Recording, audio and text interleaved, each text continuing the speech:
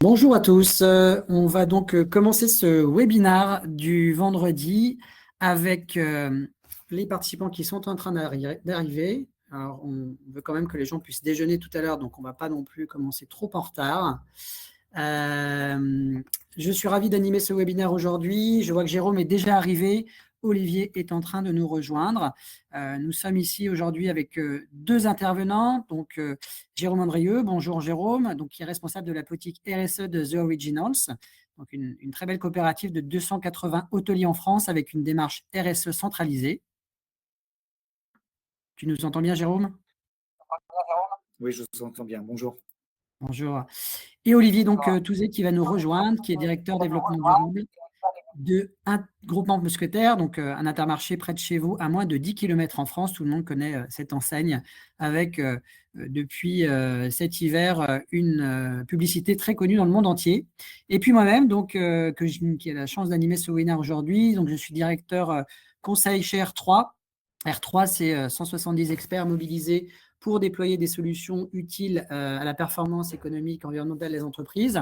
Nous sommes entreprise à mission, c'est-à-dire que nous sommes engagés par nature et par statut depuis 5 ans, avec à peu près 500 projets en cours en parallèle dans des domaines aussi variés que l'énergie, le climat, la nature, l'adaptation, les achats, avec toujours la même démarche de diagnostic, de chiffrage, de plan d'action, de suivi de l'impact et d'engagement sur l'atteinte de résultats, que ce soit en termes de carbone, de RSE ou sociétaux, et des solutions de financement. Aujourd'hui, notre actionnaire majoritaire, le Crédit Agricole Transition et Énergie, nous accompagne sur l'ensemble du territoire et notamment dans les 7 agences R3 qui sont ouvertes en France avec 150 collaborateurs qui sont impliqués dans notre projet.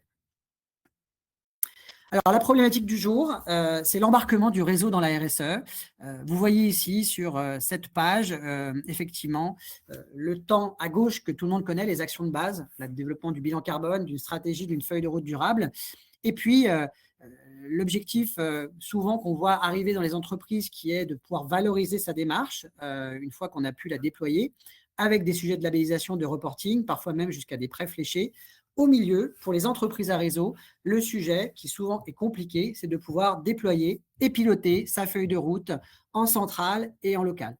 Cet embarquement du réseau, qui se passe à travers des dispositifs variés et divers en fonction de la gouvernance, pose souvent problème par la nature complexe de ces réseaux-là. Aujourd'hui, on va vous proposer 5 moments complémentaires dans ce webinaire. Quelques petits rappels sur ce sujet de la vie de réseau, le dispositif que nous recommandons chez R3 pour l'embarquement et le déploiement, et puis surtout 2 retours d'expérience à travers le groupement Les Mousquetaires et The Originals qui vont nous permettre de pouvoir vous apporter et répondre à vos questions. Donc, n'hésitez pas dans le chat de conversation à poser des questions auxquelles je serai attentive en parallèle, et puis de pouvoir travailler sur ces différentes réponses.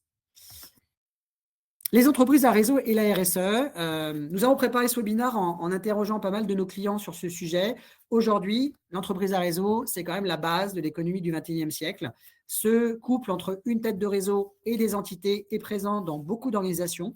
Les formes sont bien sûr variées selon la culture, le degré de contrôle, le partage du risque. Vous connaissez les coopératives, vous connaissez les groupements, les franchises, les groupes consolidés qui ont de nombreuses filiales ou succursales.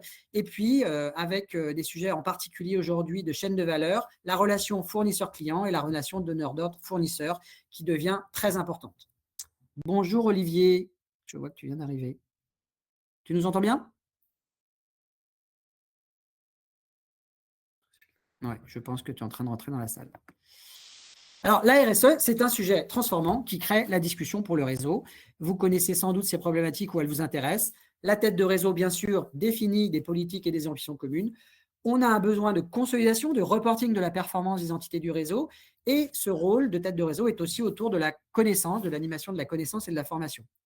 Mais les sites du réseau, c'est là où se concentre l'essentiel de l'impact de l'entreprise, c'est là où l'essentiel des effectifs de l'entreprise. Le déploiement opérationnel est souvent contraint par des moyens très limités, notamment dans des domaines de la distribution, de l'hôtellerie, où les contraintes opérationnelles du quotidien sont très fortes. Et pourtant, c'est aussi un terreau fertile très important pour les nouvelles idées et les innovations. Les enjeux du déploiement est donc de pouvoir travailler ensemble avec de la distance, de pouvoir réussir cette transformation sur le temps long et de créer un pilotage commun. Les problématiques que nos clients rencontrent sur ces sujets sont de l'ordre de trois. Encore une fois, vous allez sans doute reconnaître certains éléments. D'abord, il faut le reconnaître, aujourd'hui, un décalage important entre tête de réseau et site dans beaucoup d'organisations. La tête de réseau est ambitieuse, mais elle a pu avoir un problème de déconnexion avec le terrain sur certaines problématiques. On a aussi des réseaux avec des sites très hétérogènes, des champions, des réfractaires, que ce soit dans les magasins, les hôtels, les sites, les agences, et puis parfois aussi des projets corporate qui s'accumulent et qui ne sont pas déployés ou déployables, avec cette notion d'embarquement qui doit devenir beaucoup plus forte.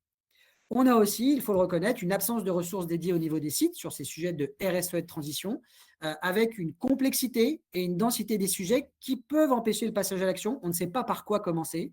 Et puis, les sites ne disposent pas tous d'un budget pour travailler la RSE, notamment avec des consultants, ce qui, du coup, est forcément parfois bloquant, puisque en fonction du manque d'expertise, de temps et de budget, un site va devoir pouvoir décrocher et mettre ça en priorité 2 par rapport à d'autres sujets opérationnels. Et du côté des têtes de réseau, on faut le reconnaître, la remontée d'informations sur les pratiques RSE est souvent contraignante et poussive. La RSE peut être vue par une contrainte de reporting par les sites. Certaines idées du terrain ne sont pas partagées. Et puis, le nombre d'outils pour remonter de l'info, que ce soit des Google Forms, des outils qui remontent de l'information sur des sujets RH, sur des sujets énergie, sur des sujets d'embarquement associatif, sont multiples. Ce qui se transforme dans un temps perdu pour la qualité de la donnée par la tête de réseau qui doit aller chercher des informations complémentaires, faire des vérifications, corriger des erreurs, etc., etc. Ce sujet-là est donc à prendre au sérieux et c'est pour ça que du côté de R3, on a conçu une solution qu'on a pu mettre au service notamment de The Originals et d'Intermarché et qui nous semble vraiment un point très important pour garantir le déploiement. Cette solution s'appelle Réseau Plus et elle est mise à disposition sous forme d'un outil digital personnalisé dans tous les types d'organisations, que ce soit sur des organisations en franchise, en succursale, en adhérent. Et c'est un outil digital qui se veut sectorialisé. Et donc, on a un expert RSE qui est associé à cet outil digital, que ce soit dans la distribution, les médias, la santé, la beauté, l'immobilier, avec un gros développement de la base de connaissances sectorielles en termes de pratiques, en termes de besoins, en termes de labellisation, dans tous les secteurs qui sont concernés par cette solution. Réseau Plus, c'est une solution qui a été fondée sur 4 ans de pratique, un référentiel de diagnostic qui est en cohérence avec ISO 26000 et EcoVadis et qui est déployé de manière individuelle dans 250 entreprises. Vous voyez ici des organisations qui l'ont déployé et qui sont un petit peu de toute taille, de toute forme, certaines entités du Crédit Agricole, bien sûr aussi des organisations de professionnels sectoriels comme les acteurs de la compétence, la FEBA, les entreprises du paysage. Je crois que certains ici sont là aujourd'hui, je les salue. Et puis aussi la Fédération des entreprises de la boulangerie. On a véritablement du coup une approche sectorielle qui est très intéressante. Comment ça fonctionne? On a voulu avoir quelque chose qui corresponde à de la simplicité pour que ça fonctionne avec des entités qui parfois sont des chefs d'entreprise. Les adhérents mousquetaires notamment, c'est des patrons de PME ou de TI pour certains. Et donc, ils veulent quelque chose qui fonctionne et qui ne soit pas une usine à gaz. Donc, 3 étapes. Chaque entité du réseau répond à un questionnaire RSE. Une note de maturité est attribuée en fonction des réponses et du questionnaire et un plan d'action est personnalisé et mis à disposition de chaque entité pour être animé avec l'aide d'un expert R3. Ces 3 étapes permettent 3 choses. Elles permettent d'abord de pouvoir responsabiliser l'entité qui, en remplissant son questionnaire et ayant cette note de maturité, prend en charge et prend en connaissance un certain nombre de sujets. Il y a cette notion aussi de timing, de campagne de collecte annuelle le plus souvent, qui met aussi du dynamisme et du rythme. Et puis, la note de maturité permet d'avoir des données qui sont fiables, comparables et consolidables par la tête de réseau pour pouvoir, du coup, choisir pour un site un certain nombre de sujets de plan d'action, pour d'autres sites, d'autres plans d'action qui n'auront rien à voir avec l'autre site. Et donc, ça permet d'avoir des déploiements beaucoup plus focus, pas généralistes et donc où on perd de l'impact et de la valeur. Très rapidement, pour finir sur cette présentation, le référentiel de questions sectorielles, il comprend aujourd'hui plus de 300 actions communes et plus de 200 actions sectorielles qui sont organisées sur les thématiques cohérentes avec l'ISO 26000, les sujets autour des RH, de la gestion du site, de ce qui se passe en termes de vente de produits et de services, les sujets sociétaux, notamment associatifs, et puis des éléments autour de la pérennité de la démarche en termes de gouvernance, de communication et de méthodologie utilisée. En termes d'illustration, vous avez ici un univers d'illustration où on retrouve le référentiel de questions qui est mis en place, notamment sur un sujet comme les achats administratifs. Et pour chaque sujet, chaque thématique, des questions sont rajoutables, sont personnalisables. De la même manière, le mode de réalisation des diagnostics est adapté à chaque réalité. Il peut se faire au niveau du site en autodiagnostic, il peut se faire au niveau du site avec ensuite un contrôle ou un audit central, ou simplement en mode partagé avec la tête de réseau qui collabore avec les sites sur l'administration de ces questionnaires. Vous avez ici 2 illustrations. Dans les entités du Crédit Agricole, le choix a été fait d'avoir 2 modes d'administration, soit un autodiagnostic des clients, soit un diagnostic assisté long de 40 questions qui se fait lors d'un rendez-vous. Pour les hôtels de The Originals dont Jérôme nous parlera, l'autodiagnostic est possible pour les hôtels indépendants. Sur l'étape 2, la note de maturité, on a effectivement un système de badge ou de notes sur 100 qui est possible, qui permet d'avoir des niveaux de maturité personnalisables et de pouvoir aussi rentrer dans une logique très sympa où il y a une émulation entre les points de vente. Parfois, on peut aussi organiser de la compétition pour pouvoir détacher les premiers de la classe RSE. Et c'est quelque chose qui est toujours très visuel et très simple à comprendre pour que ça puisse être communiqué en interne aux équipes. Sur l'étape 3, et je pense que c'est là où il y a toute la valeur ajoutée de cette solution, le plan d'action est précis. Il permet d'associer à chaque question des réponses avec des fiches actions qui poussent véritablement à entrer dans l'action en autonomie pour les points de vente, pour les magasins, pour les hôtels, pour les sites du réseau. Vous avez ici une illustration sur le diagnostic de performance énergétique. Pourquoi le faire? Comment le faire? Quelle est la réglementation?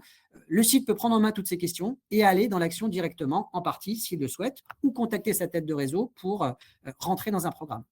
De la même manière, le système de ranking entre sites est tout à fait utilisé dans certaines logiques pour pouvoir savoir effectivement comment se classent les sites les uns par rapport aux autres. Et souvent, dans le domaine de la distribution, c'est une logique qui est utile pour créer de la performance. Voilà pour cette introduction que j'ai voulu quand même le plus rapide possible pour pouvoir rentrer dans le sujet. Je vais laisser du coup Olivier intervenir sur cette partie de retour d'expérience d'un projet très important, je pense, pour le groupement mousquetaire, avec une forte ambition. Oui, très bien.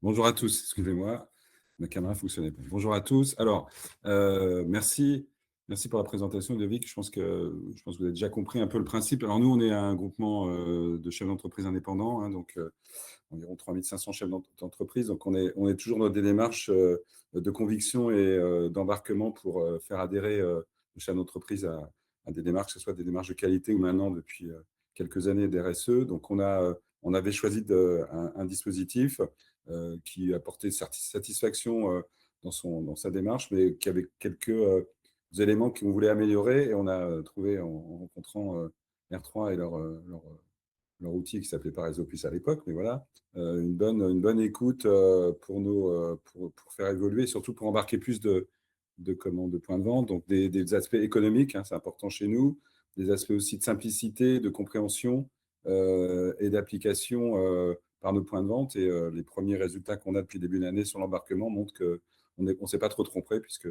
j'en parlais tout à l'heure, dans l'accompagnement, enfin surtout on a mis en place des sessions de promotion pour justement expliquer le nouveau dispositif, et on voit que l'adhésion est forte, puisque là, la première promotion a été remplie à 100%.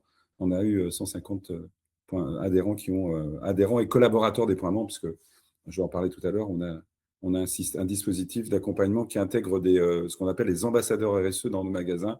C'est obligatoire à la démarche pour qu'elle puisse fonctionner au sein du point de vente. Si tu peux avancer, j'ai la main sur les slides. Donc en fait, excuse-moi.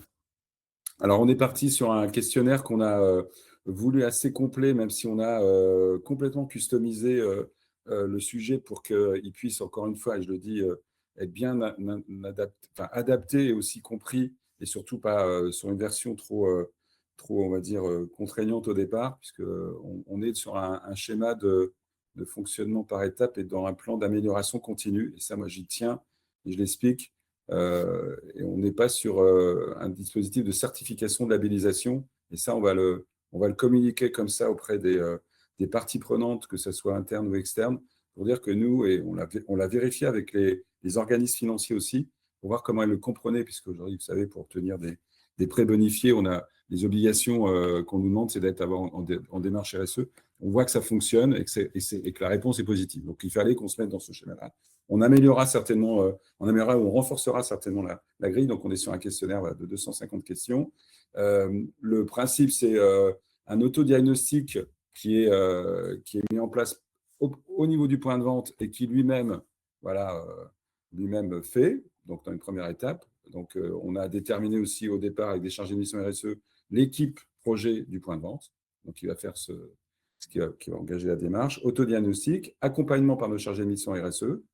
Il y a même certains chefs d'entreprise qui ont décidé de le faire tout seuls, donc avec leur équipe interne, donc ça prouve que ça fonctionne. Troisième étape, ça sera le diagnostic. Donc là, on aura un diagnostic réalisé par nos chargés de mission RSE qui sont aujourd'hui formés. On les a formés par Bureau Veritas pour qu'ils aient des qualités et des compétences en termes de diagnostiqueurs et d'évaluateurs. D'accord. Et après, on aura une démarche de communication vers l'interne, vers les collaborateurs, du point de vente bien sûr, qui sont engagés, mais aussi vers l'externe par des éléments de communication externe. Et chaque point de vente recevra un rapport d'évaluation avec un plan de progrès, un diplôme, un trophée et une médaille qui sera matérialisée dans le trophée. Voilà. Et le plan d'action sera ensuite travaillé par le point de vente. On les laisse complètement, pour des questions de charge de travail aussi pour nos charges de mission de RSE, on les laisse complètement améliorer et mettre en place le plan d'action et il sera vérifié s'ils le souhaitent. Enfin, on le fera nous de toute façon à 18 mois. Et s'ils veulent refaire un diagnostic à 18 mois, on leur permettra de refaire le diagnostic à 18 mois. S'ils ne veulent pas et qu'ils estiment qu'ils n'ont pas assez progressé, on les laissera jusqu'à 3 ans pour refaire une évaluation. Mais tous les 3 ans, il y aura de toute façon une réévaluation et un nouveau diagnostic qui sera réalisé. L'ambition, elle est forte. Hein. On avait déjà 350 points de vente identifiés qui étaient en démarche de progrès. Dans les 140 premiers de début d'année, il y en a d'autres. C'est-à-dire que c'est bien pour nous, c'est qu'on a le potentiel des 350 existants et on a des nouveaux adhérents. Donc, on devrait arriver à un peu plus. Là, l'ambition est un peu supérieure encore, à 350 points de vente, voire 400. Ça serait bien en fin d'année qui auraient eu leur diagnostic avec la plateforme qu'on a appelée Diag RSE. Et le système de pilote aussi très intéressant quand même, cette co-construction. Ah oui, pardon, excuse-moi. Oui, pardon. Oui.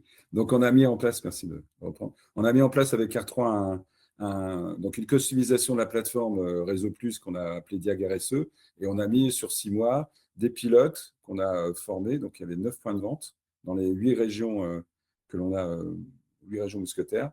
Et ils nous ont permis de réajuster la méthode d'accompagnement et l'engagement par rapport à ce qu'on a proposé en début d'année à tous nos points de vente. Il n'y a pas que des Intermarchés.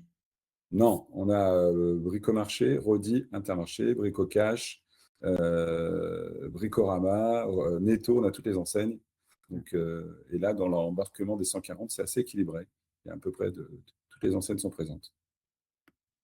Et je peux même le dire là, je le dis, c'est qu'on a déjà un premier diag de réussi chez Rodi, avec une moyenne de 50 sur 100, et un diag chez Intermarché dans l'Ouest, le centre-ouest, à Vaux-sur-Mer, avec une note de 90 sur 100. Donc ça, voilà, on est fiers parce qu'on a déjà les 2 premiers points de vente diagnostiqués avec la plateforme.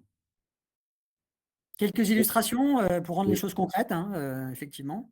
Donc, un questionnaire de maturité RSE donc, qui permet au point de vente de s'auto-évaluer au départ, de faire ce auto-diagnostic qui va permettre après au point de vente de faire la démarche de progrès jusqu'au diag. Il y a 5 chapitres.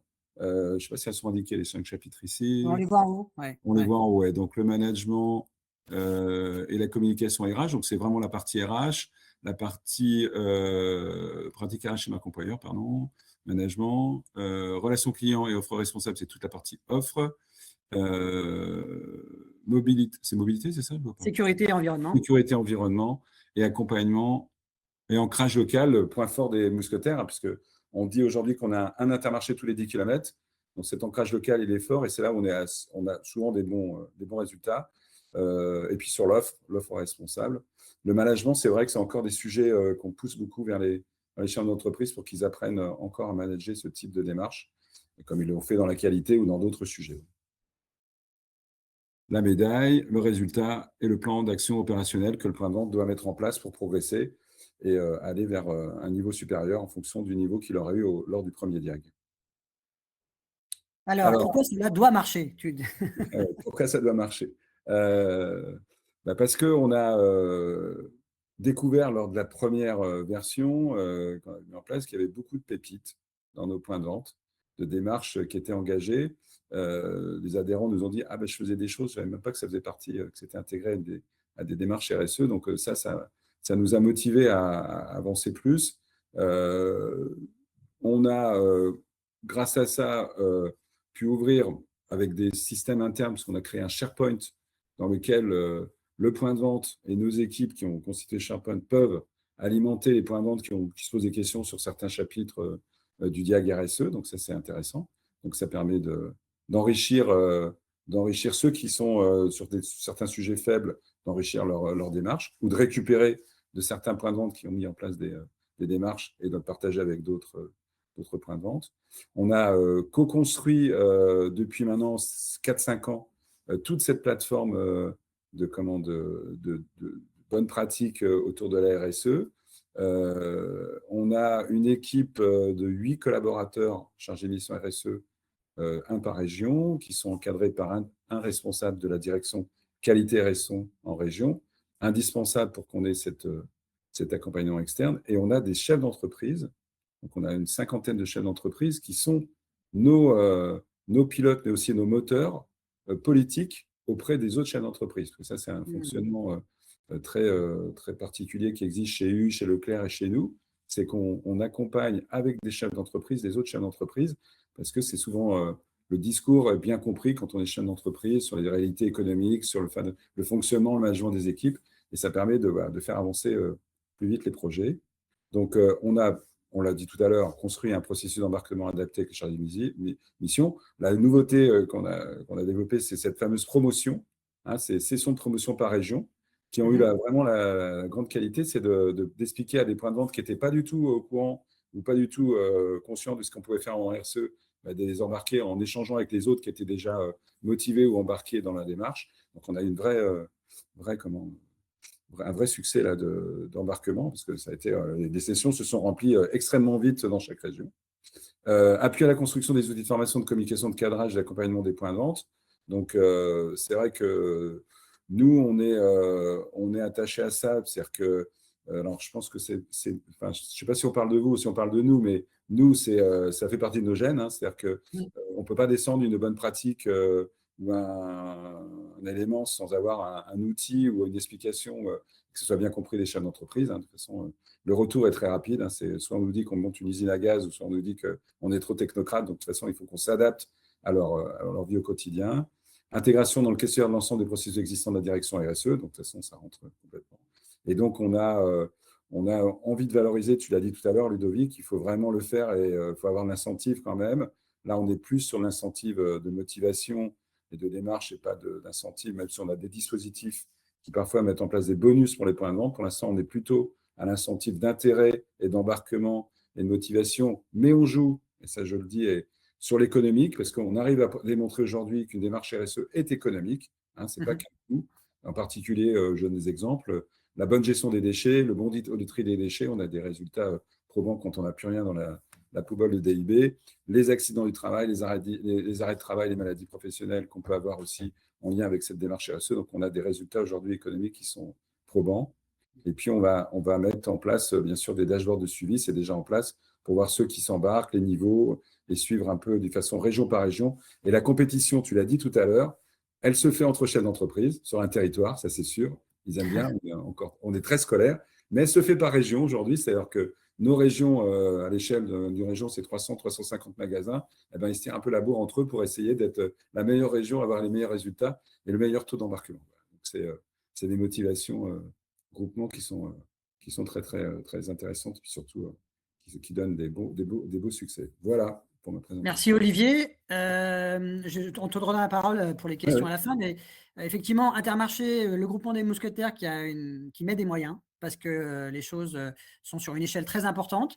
Mais on voulait aussi faire témoigner Jérôme, qui a dû un petit peu baver devant tous les dispositifs que Olivier a pu mettre en place, mais qui, du coup, aussi peut nous témoigner que sur une entreprise plus petite, mais avec aussi de l'ambition, ça peut fonctionner. Exactement, merci beaucoup. Vous m'entendez bien? Oui. Est-ce que vous m'entendez bien? Ouais, c'est bon. OK. Ouais, c'est hyper intéressant, hyper inspirant. Là, vous voyez, en fait, vous parliez d'une équipe RSE. Ben là, vous avez l'équipe RSE de The Originals réunie Au pour vous complet. aujourd'hui. Donc, ça vous donne à peu près le poids, mais c'est ce qui est intéressant. Enfin, je plaisante à moitié parce que j'ai aussi une personne qui travaille avec moi, mais qui est à l'école cette semaine. Donc, ça vous dit à peu près où on en est. Mais nous, on est une coopérative de 280 hôtels indépendants. Donc, une coopérative, c'est vraiment le travail de mutualisation de moyens, qui soient humains et financiers, entre des hôteliers et des commerçants indépendants pour être plus forts sur le marché. Et nous, on a une moyenne d'hôtels. Les hôtels ont à peu près une moyenne de 40 chambres. Donc, il faut aussi identifier, on est aussi sur du niveau de TPE, PME aussi au niveau de nos hôtels. Donc, c'est des petites entreprises. On va dire qu'en gros, leur moyenne, on va osciller entre 5 et 15 personnes dans les équipes selon si l'hôtel a un restaurant ou pas. Donc, ça vous donne aussi un peu le niveau aussi et les possibilités de pouvoir s'engager dans des démarches un peu costauds, notamment en termes de RSE. Et nous, notre objectif sur la partie RSE, mais c'est un peu sur l'ensemble de nos missions, parce qu'on a vraiment une chaîne hôtelière avec une marque qui fait de la distribution, une centrale d'achat, d'accompagnement des hôtels.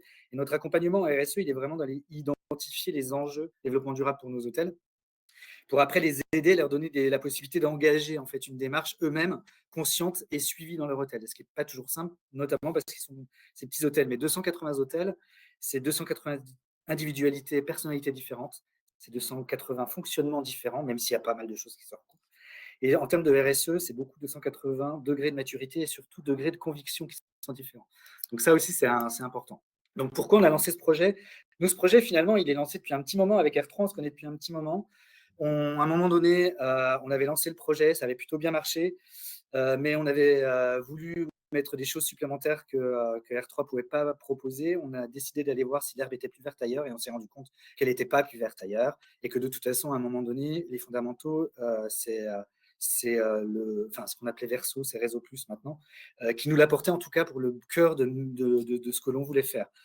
Donc en fait, pourquoi on a lancé le projet? On avait vraiment besoin de mettre à disposition des hôteliers un outil qui permettait de calculer leur maturité RSE. Alors pour plusieurs choses. La première chose, c'était sur un souci de sensibilisation des hôtels sur ce que c'était que la RSE. Ils ne savaient pas ce que c'était un gros mot pour eux, c'était compliqué, ça paraît toujours hyper compliqué. Donc l'intérêt, c'était d'avoir une vraie sensibilisation et une vraie pédagogie sur le sujet. Et je reviendrai après dessus.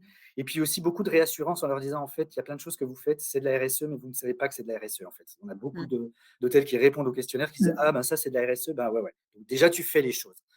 Donc ça, c'était important pour nous de l'apporter. Et puis, c'était aussi une manière pour nous, à la coopérative, de récupérer de l'information un tout petit peu sur notre réseau. On n'a pas un service d'animation très, très important qui est sur le terrain. On est très présent avec nos hôteliers de par les diverses équipes. On n'a pas un réseau de 10-15 animateurs qui vont aller voir les hôtels 4 fois dans l'année. Ça, c'est pas ce qui existe chez nous.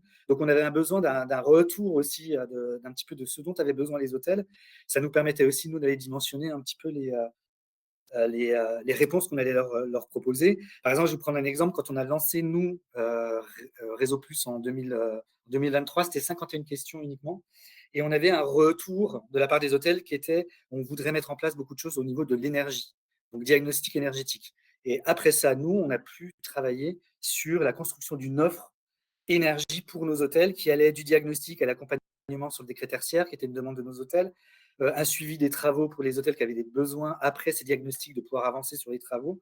On a trouvé des partenaires GTB qu'on a pu proposer à nos hôtels, gestion technique du bâtiment, et puis après de la recherche de financement. Donc on a pu, grâce au questionnaire, aller identifier un petit peu quels étaient aussi les besoins de notre réseau pour nous dimensionner l'offre qu'on allait avoir derrière.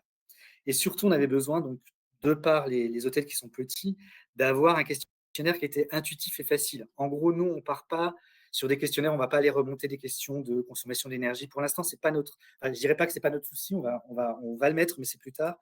Le but, c'était vraiment, on a des hôtels, ils sont très pragmatiques. C'était des questions d'action. Qu'est-ce que je dois faire? Donc, on leur pose des questions sur des actions précises, sur ce qu'ils font, et ça nous remonte un petit peu. Et il fallait que ce questionnaire soit rapide. Donc, si on peut passer la slide peut-être suivante. L'idée, elle était là, en fait. C'était d'avoir un questionnaire. Alors, on a travaillé ce questionnaire un tout petit peu plus. On l'a fait un peu plus dense qu'il y a 3 ans. On l'a retravaillé et relancé il y a 15 jours. Hein. Il a été relancé. Avant, il faisait 51 questions. Nous, ce qui était important, c'était d'avoir un questionnaire qui était très. Et je pense que c'est très important. Alors, on dit toujours, les hôteliers pensent toujours qu'ils sont particuliers. Mais je pense que tous les secteurs d'activité sont particuliers. Et d'avoir un questionnaire RSE qui était un questionnaire RSE spécifique hôtellerie.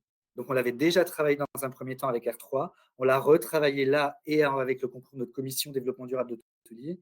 Et on est tombé à un questionnaire de questions-actions de 106 questions. Et ça ne dure pas plus de 20 minutes. Franchement, on avait peur. Et là, pour le coup, pour les hôtels, moi, le retour que j'ai, là, pour l'instant, on a à peu près 25 hôtels qui ont répondu, sans grande relance, hein, sur un premier envoi. Et les 25 hôtels, la première réaction que j'ai eue, c'est simple, c'est rapide. Et on a voulu des questions sur lesquelles l'hôtelier n'avait pas besoin d'aller chercher la réponse à un moment donné dans ses factures. Le but, c'était que vraiment, il regarde sa maturité très rapidement. Alors, nous, ce n'est pas des médailles. On ne donne pas encore de médailles. Mais par contre, ce n'est pas 3 niveaux, c'est 4 niveaux. Il y a 4 niveaux de maturité. C'est simple, hein, c'est 0 à 25, 25 à 50, 50 à 75 et 75 à 100. Et ce qui est important pour nous, pour l'instant, on ne veut pas l'utiliser en externe. C'est vraiment un outil interne. Pourquoi ? Parce qu'en externe, pour pouvoir communiquer sur un résultat d'un hôtel, il faut vraiment, pour nous, avoir un travail il faut que l'hôtel justifie un peu sur pièce les choses. Là, pour l'instant, on est vraiment sur du déclaratif. Donc, on ne veut pas l'utiliser en externe sur du déclaratif parce qu'on n'aura pas vérifié les choses. Donc, on n'est pas en capacité, après, derrière nous, d'aller dire l'hôtelier, oui, il fait effectivement bien les choses. Pour nous, c'est un autodiagnostic. L'hôtelier, il voit là où il en est et ça nous donne une base pour pouvoir travailler avec lui. Il a un petit PDF de restitution qui est hyper intéressant parce qu'il a autant sa note qu'il peut se comparer avec ses collègues hôteliers. Donc ça, c'est pas mal aussi. Des fois, ça les titille un peu de savoir s'ils sont bons ou pas par rapport au reste. Et puis, ils ont un mini-rapport, on va dire mini-rapport RSE, mais qui vaut ce qu'il vaut et qu'on va essayer de travailler encore plus avec R3 pour essayer de le rendre encore un tout petit peu plus costaud sur le sujet. Et surtout, ce qui nous intéressait, ce qui a intéressé nos hôtels de la commission quand on a travaillé sur le sujet, c'est que c'est 100 fiches actions qui sont concrètes et opérationnelles. L'hôtel, en fait, il a une fiche action sur laquelle on lui dit pourquoi il doit mettre en place cette action-là. En fait, il choisit son action. C'est-à-dire, au moment où il a répondu, il choisit des actions par pilier et on va lui dire pourquoi, comment il peut mettre en place cette action et les solutions que la coopérative peut lui apporter, ou en interne ou en externe. Et puis, éventuellement, les financements possibles, avec notamment, nous, un partenaire qu'on a qui est capable de leur trouver ces financements. Donc ça, c'est ça qui est, cet outil, il est hyper pédagogique et les hôteliers ont été hyper emballés, en tout cas ceux qui l'ont utilisé ont été emballés pour ça. Et si on passe à la slide suivante, alors vous voyez là les imprimés écrans, c'est vraiment quelque chose de très simple. Alors, pourquoi cela a marché et pourquoi cela est en train de marcher en tout cas sur les premiers hôtels, c'est que, effectivement, il y a eu une co-construction alors avec R3 depuis le début. C'est-à-dire que on en avait déjà parlé, il y a une vidéo qui tourne un petit peu sur laquelle j'avais été interviewé pour parler du travail qu'on avait fait avec R3. Et je reviens là-dessus. Ce qui était intéressant, c'est que R3 n'était pas spécialement spécialisé dans l'hôtellerie au départ. Et puis, nous, quand on a commencé à travailler en 2023, on était un peu neuf sur le sujet de la RSE. Et en fait, on a grandi ensemble sur le sujet. C'est-à-dire que R3 est venu chercher à adapter et nous a aidé à faire en sorte d'adapter le mieux possible le produit par rapport à nos hôtels. Et ça, c'est ce qui est important pour nous. Et puis après, nous, on le co-construit avec nos hôteliers parce qu'à un moment donné, ce qui arrive du siège et qui est mal goupillé avec des hôteliers qui n'arrivent pas à le remplir, c'est ce qui nous est arrivé l'année dernière quand on a voulu changer de partenaire. La solution qu'on leur a apportée était une solution qui n'était pas adaptée pour eux. Donc, c'est pour ça qu'on est revenu aussi au point de départ.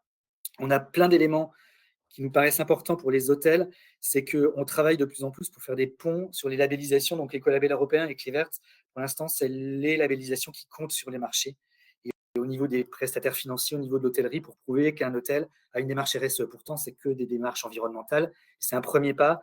Et on a fait en sorte de travailler avec sur Réseau Plus pour qu'on puisse identifier toutes les questions qui correspondaient à un label pour dire à un hôtel, regarde, tu as répondu à mon éval RSE, c'est notre questionnaire maison, tu as répondu à mon éval RSE, et dans ce que tu m'as déclaré, tu réponds déjà à 75% des questions, par exemple, d'écolabels européens. Donc, vas-y, lance-toi, et puis nous, on va t'accompagner, puisqu'on les accompagne sur ce sujet. On a trouvé que c'était un outil qui était ludique, qui était facile à utiliser, et puis vraiment, les fiches actions, c'était vraiment un plus. Ce qu'il faut savoir, c'est qu'on a décidé, nous, en interne, d'utiliser mon éval RSE comme un outil aussi de vérification du fait qu'un hôtel a engagé une démarche RSE. Et alors, c'est en projet en ce moment, avec une intention de le rentrer dans notre règlement intérieur sur le fait qu'un hôtel doit tous les ans en remplir ce questionnaire-là.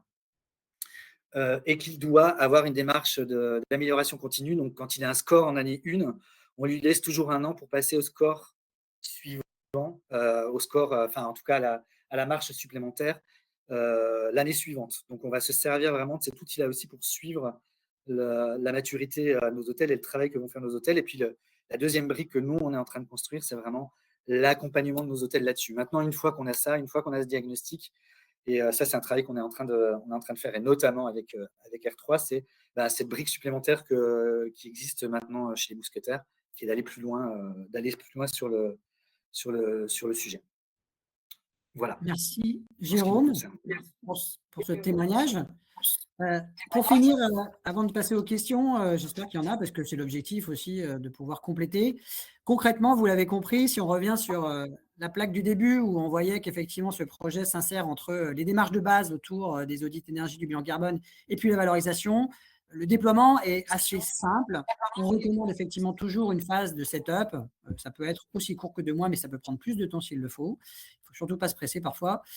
Un rollout sur l'année 1, un déploiement qui va se passer auprès du réseau avec 10, 15, 50, 25, etc. Et puis ensuite, un système récurrent de licence qui inclut le suivi et le pilotage des données et des actions et la mise à disposition de l'expert RSE qui est toujours là aux côtés de l'entreprise pour travailler sur ces sujets. Et cet outil, en fait, est un rebond pour animer des projets de programmes, de formation, de trophées RSE en parallèle. Donc, c'est ça qui fonctionne bien là-dessus. Voilà pour les premières présentations. N'hésitez pas, les participants, à prendre la parole ou à poser des questions dans le chat pour Olivier, pour Jérôme. Je pense que déjà, entre vous deux, vous avez dû aussi voir des éléments complémentaires peut-être qui étaient intéressants. Et surtout, moi, ce qui me frappe, c'est effectivement parce que de mon côté, j'ai été aussi retailer, notamment chez Truffaut et Cora, et le retour du terrain, ça ne marche pas, on n'a pas envie de le faire, c'est souvent le cas.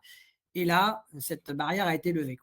Donc, moi, si tu permets, Ludovic, je voudrais dire quelque chose qui me paraît aussi important, c'est qu'entre 2018, on avait démarré une démarche et maintenant, il y a vraiment un phénomène de prise de conscience de notre entreprise. Je ne sais pas si…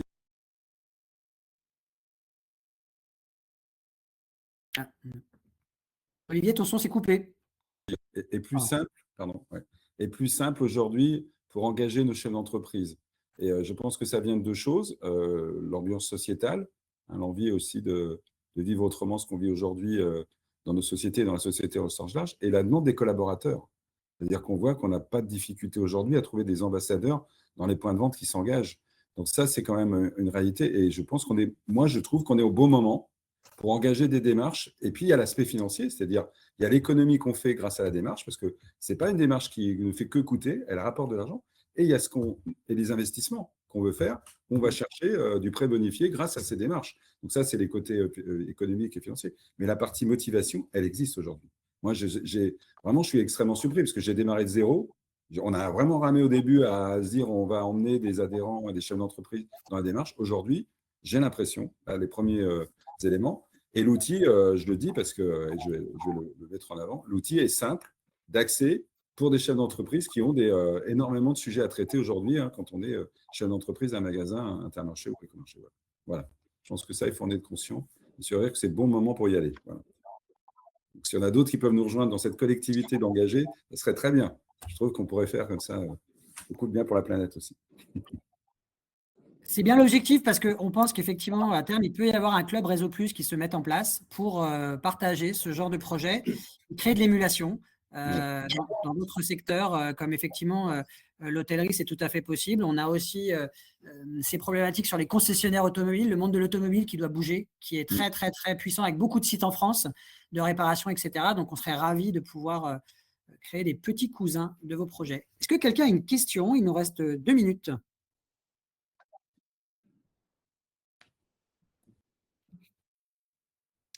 Je remercie en tout cas des participants qui sont venus de différents domaines, de la distribution notamment, mais aussi d'autres domaines. Alors, il y a une question, je crois, pour Olivier Touzé, qui est en cours de rédaction. Suspense.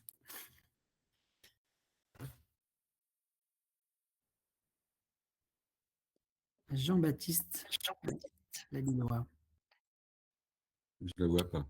Voilà. Comment cette démarche s'articule-t-elle avec l'engagement d'Intermarché avec le label commerçant responsable?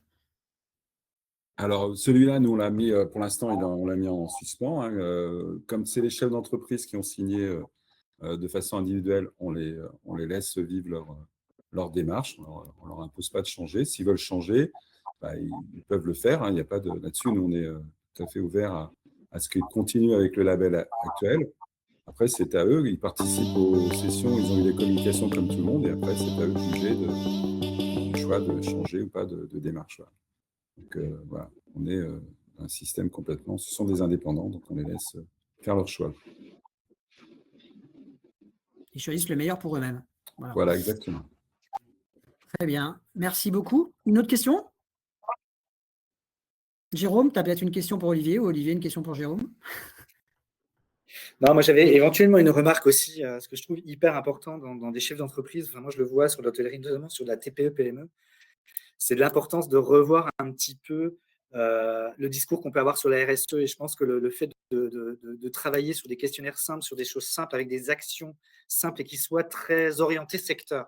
Je pense que la sectorialisation, elle est importante. Même si on a des points communs, il y a beaucoup de choses. En fait, moi, je vois un hôtelier, il a peu d'obligations légales, très très peu. À part le décret tertiaire pour certains et encore pour les gros hôtels, beaucoup d'hôtels ont très peu d'obligations. Par contre, les obligations, elles viennent de l'extérieur, elles viennent de leur donneur d'ordre derrière, que ce soit investisseurs, que ce soit client. Alors nous, pas tellement client lambda, parce qu'il veut toujours avoir sa baignoire qu'il veut remplir à fond d'eau chaude 3 fois, mais plutôt sur les clients entreprises, les entreprises, sur l'hébergement et sur. Donc il y a vraiment des pressions extérieures qui arrivent de plus en plus au niveau des hôtels. Et ce qui est important, c'est de démystifier le sujet de la RSE. Moi, c'était un gros mot pendant très très longtemps, et quand j'arrivais et que j'en parlais, c'était hyper compliqué. Et en fait, quand ils ont commencé à avoir par des questionnaires simples, par des actions simples, là maintenant, on est capable d'envoyer des hôtels. Moi, j'ai une vingtaine d'hôtels qui sont en train de faire un questionnaire qualité de vie et conditions de travail pour avoir le label Choose My Company. Ça, c'est quelque chose, il y a 3 ans, jamais on aurait pu l'aborder avec des hôteliers. Parce qu'à un moment donné, on a démystifié le sujet en disant que ce n'est pas si compliqué que ça, il y a plein de choses que vous faites déjà. Et moi, je sais que ce dont ils ont besoin, c'est pas d'être, j'aime pas trop l'expression, mais c'est un peu pas d'être tenu par la main, mais c'est d'être accompagné derrière. C'est-à-dire d'avoir les solutions avec des partenaires, des recherches de subventions, et c'est notre travail à nous. Et souvent, en fait, des outils comme celui qu'on utilise nous, alors nous, on ne l'utilise pas à fond, comme les mousquetaires pour l'instant, on n'est que sur la première marche, mais moi, ça me fait déjà faire un bond énorme, parce que quand je vais voir un hôtel, je sais de quoi je vais parler avec lui. En fait, j'avais un problème, j'allais voir des hôtels, j'allais parler de RSE, mais je n'avais pas de prise avec eux. Déjà, d'avoir le questionnaire et sa maturité derrière, et ses velléités de travailler sur tel ou tel sujet, ça me donne déjà, moi, quelque chose d'énorme pour aller aborder le sujet avec l'hôtel. Alors nous, c'est l'inverse qui s'est passé, c'est qu'ils nous ont demandé comment ils pouvaient parler d'RSE. Donc, quand ils nous ont posé la question il y a 4-5 ans, voilà, tu vois, Jérôme, on était plutôt dans l'autre sens. Et je te rejoins alors sur un truc fondamental, c'est il faut que ça soit ramené au territoire et dans leur point de vente. Il ne faut pas qu'on leur parle de voilà, c'est vraiment mes actions, qu'est-ce que je fais, comment je peux les mettre en avant. Ça, c'est indispensable. Le territoire d'un Intermarché, il est très local. Hein.